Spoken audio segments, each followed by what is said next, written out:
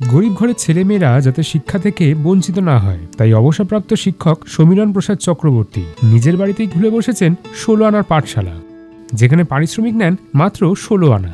আগে হ্যাঁ, আর শুধু তাই নয়, তাদের বই খাতা থেকে শুরু করে পেন পেন্সিল সবকিছু কিনে দেওয়ার তিনিই দায়িত্ব নিয়েছেন। ইচ্ছে থাকলেও শুধুমাত্র টাকার অভাবে অনেক ক্ষেত্রেই শিক্ষার আলো থেকে দূরে থাকতে বাধ্য হয় অনেক ছেলে মেয়েরাই, বিশেষ করে যারা গরিব ঘরের। তাদের অনেকেরই হয়তো ইচ্ছে আছে পড়াশুনো করে, ভালো চাকরি করে বা গবেষণা করে দেশকে এগিয়ে নিয়ে যাওয়ার, কিন্তু এই আর্থিক অনটনের জেরেই পড়াশোনার ক্ষেত্রে নানাবিধ সমস্যার মুখে পড়তে হয় তাদের। স্কুলে শিক্ষকতার সময় পড়ুয়াদের মুখ থেকেই এমন অনেক গল্প শুনেছেন সমীরণ প্রসাদ চক্রবর্তী।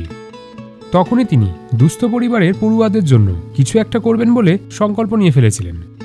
সেই মতো শিক্ষকতা জীবন থেকে অবসর গ্রহণের পরই সমীরণবাবু নিজের বাড়িতেই খুলে বসেন ১৬ আনার পাঠশালা। সেই পাঠশালায় এখন দুস্থ পরিবারের ছেলে মেয়েদের শিক্ষালাভের অন্যতম প্রাণকেন্দ্র হয়ে উঠেছে। অবসরপ্রাপ্ত শিক্ষক সমীরণ প্রসাদ চক্রবর্তীর বাড়ি পূর্ব বর্ধমানের কাল্লা ১ নম্বর ব্লকের কৃষ্ণদেবপুর হালদার পাড়ায়। তিনি বাদলা প্রাথমিক বিদ্যালয়ের প্রধান শিক্ষক ছিলেন। ২০২১ সালে ৩০ নভেম্বর তিনি অবসর নিয়েছেন। তবুও শিক্ষাদানের ব্রত থেকে তিনি পিছু হাঁটেননি। তাই শিক্ষক দিবসের দিনে সমীরণ স্যারকে শ্রদ্ধা জানাতে পৌঁছে গিয়েছিলেন তাঁর স্নেহভাজন ছাত্রছাত্রীরা। আর সেই মুহূর্তের ছবি ভাইরাল হয়েছে গোটা সোশ্যাল মিডিয়া জুড়ে। দুস্থ পরিবারের পড়ুয়াদের তিনি নিজের বাড়িতেই পড়াচ্ছেন। বর্তমানে সমীরণ প্রসাদ বাবুর ১৬ আনার পাঠশালায় পড়ুয়ার সংখ্যা ৫০ ছাড়িয়েছে। পড়ুয়ারা সবাই গরিব ঘরে, তাদের মধ্যে তপশিলি জাতি ও উপজাতি পরিবারের ছেলেমেয়েরা রয়েছে। আর এই পাঠশালায় এখন সমীরণ প্রসাদ বাবুর ধ্যান জ্ঞান। ১৬ আনা গুরুদক্ষিণার বিনিময়ে কয়েক দফায় তিনি তার পাঠশালায় প্রথম শ্রেণী থেকে নবম শ্রেণীর পড়ুয়াদের পড়ান। পাঠশালায় থাকা ভাড়াই গুরুদক্ষিণা জমা দেয় পড়ুয়ারা।